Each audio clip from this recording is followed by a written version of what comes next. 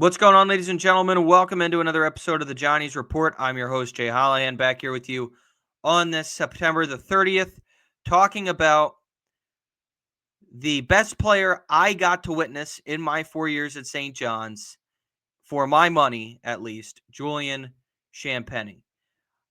He was a terrific player on the court.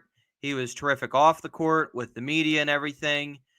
He was a two-time All Big East selection, Big East All Freshman team in 2019-2020, and he was the 2020 to 2021 or the 2020-21 COVID season most improved player in the Big East. Now, obviously, if you went up to someone along the streets of New York, depending upon who it is, and you said, "Hey, man, could you imagine, for example, like on this past year's team, could you have imagined what Julian Champagnie could have done with a coach like Rick Pitino?"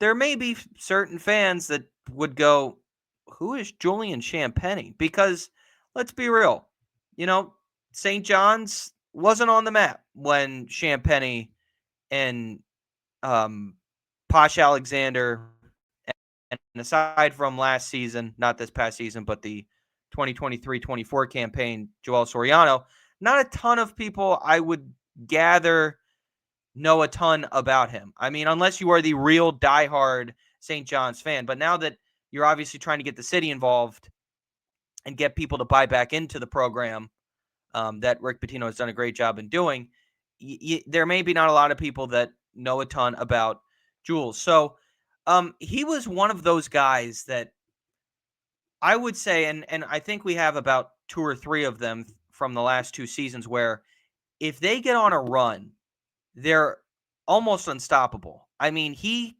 could have games where it was like, I mean, he just wouldn't miss, and all of a sudden he's pulling them closer. The one game that really comes to mind for me was the loss at UBS Arena against Kansas in 2021. He went in, or he just got hot in that game. Went 6 for 9 from beyond. He finished with 24 points.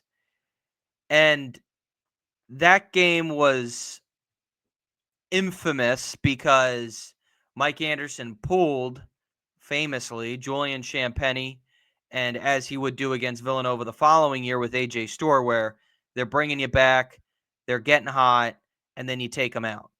And it was one of those things where it was like, what are we doing? But his best career game was against DePaul in 2022. He finished with 34 points, 4 of 7 from 3-point land.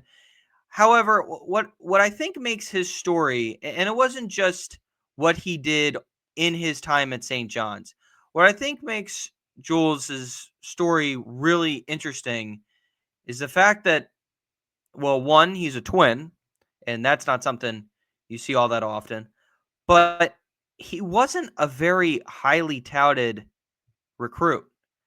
I mean, we're talking about a guy that flew under the radar, like really under the radar, in terms of big time New York basketball players. You talk about, how many stars was he? He didn't have any. And it makes it all the more impressive, in my opinion, that he's going into year 4 in the NBA. I think that's a really cool thing as well. But his playing time just went up more and more throughout his freshman season. And all of a sudden, he just starts getting better and better and better and better. And he started to, kind of take over for LJ Figueroa, whom, was St. John's best player to begin the season. Julian Champagnie kind of started to take on that role. I mean, a lot of what LJ was doing, that kind of was Jules's position. I mean, LJ was a more on-ball scorer. Julian never really fit into that role.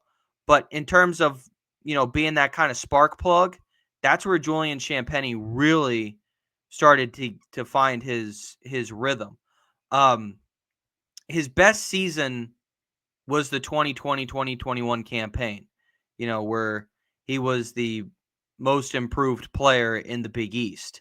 It was the best season I had seen St. John's throughout my time there, the best team without a doubt.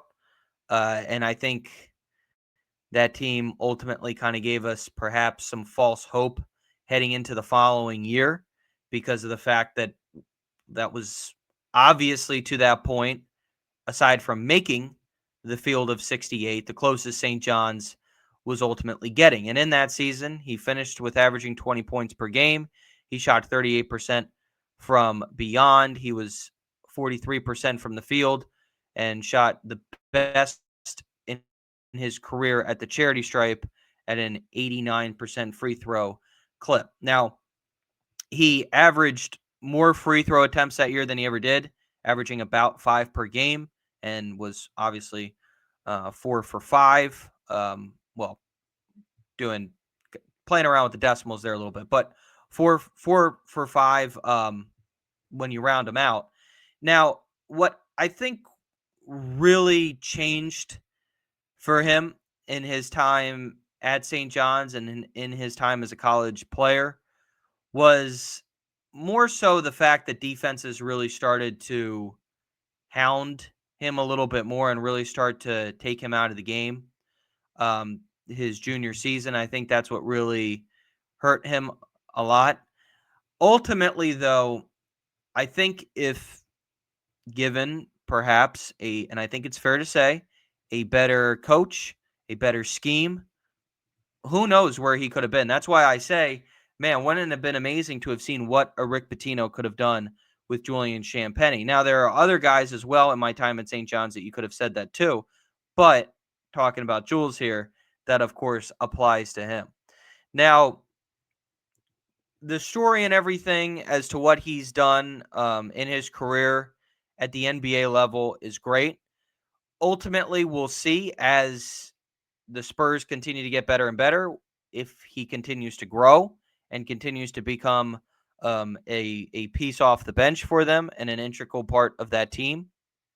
But you will always find, in terms of St. John's, you will always find a very soft spot with fans for players like Julian Champagnie, Posh Alexander, Joel Soriano, as St. John starts to kind of gravitate into this next area. Personally, for my friends from the radio station, specifically when we covered St. John's in our time there, and we would kind of talk about the players that came through, and we'll probably do 1 or 2 more episodes on this. But they kind of were those guys that you would get excited about. You would really get like you would think that, okay, if they can hit the portal, they can build around these guys. Man, St. John's can make a tournament run, and I think that's kind of where we were in 2021, 2022. It's kind of kidding ourselves a little bit. I mean, I think also being in the New York market, they're going to, of course, pump up St. John's when maybe St. John's should probably not be pegged to finish in the top 3 or top 5 in the Big East. If I remember correctly that year, I think someone said we could be the 3rd team in the Big East, and we ended up, falling flat on our faces that season. With the lone highlight of thinking, man, this could really be a team that's going to make the tournament, which was that loss in the quarterfinals of the Big East tournament to Villanova, in which St. John's had a lead, and ultimately that withered away like so many during those 4 seasons in the Mike Anderson era.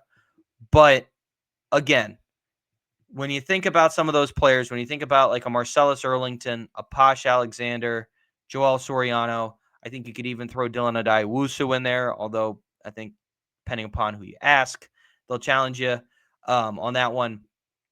Those are guys that kind of you hold near and dear because, hey, they gave it their all for the program. Who knows what could have happened in a better situation, possibly a better coaching staff, right? So I think it's really important that as we continue to move further and further up, we don't forget those that have come before through some of the dark years. But thanks everyone for tuning in. We will be back on later this week for another episode on the Johnny's Report. We will talk to you then.